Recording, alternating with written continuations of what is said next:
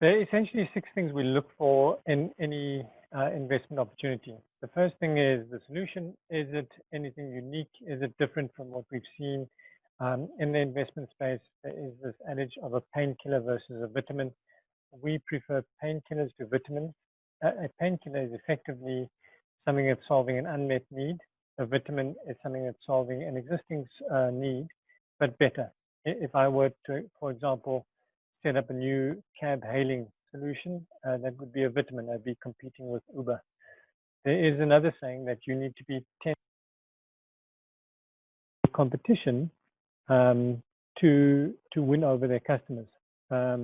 And so I'd effectively need to be 10 times better than Uber to win over Uber's clients. And as a result, we prefer painkillers to vitamins.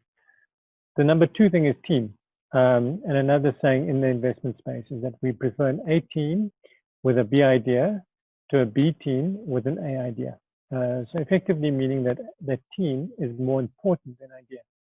And within that, we look at integrity, passion, startup experience, domain expertise. Basically, are the team able to execute on the plan that they're putting in front of us?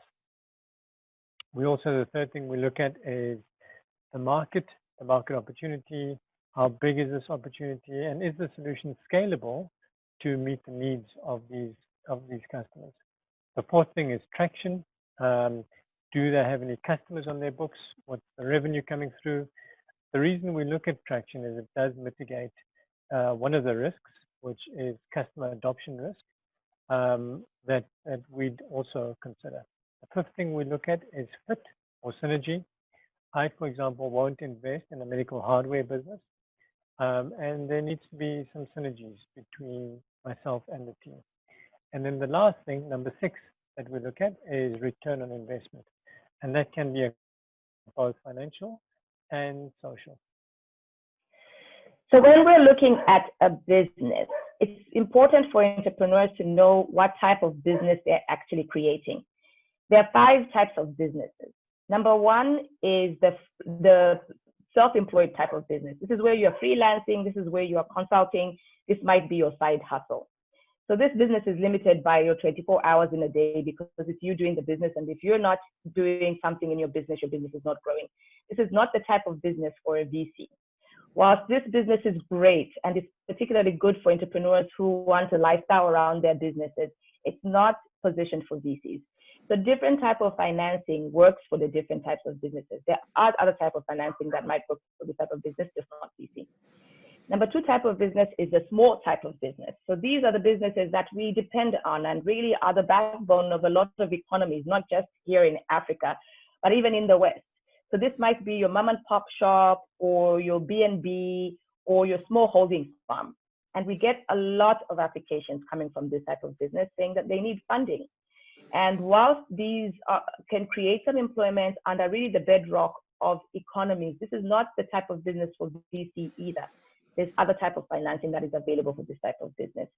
For example, I'll give an example of a smallholder farming coming and saying he needs to build a greenhouse for his farm. That's not venture capital investment. You can get an asset loan for something like that, right? The third type of business is one which has a repeatable, scalable model. So this is something where if you invest some amount of money, it's very easy to replicate in different places, for example, or for them to replicate distribution channels. Now, this is the type of business that VCs look for.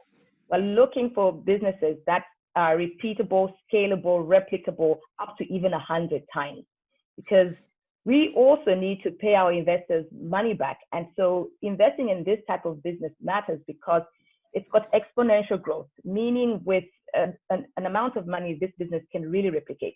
Franchise models, for example, can attract venture capital.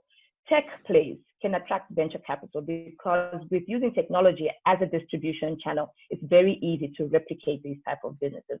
So this is what we look for as VC.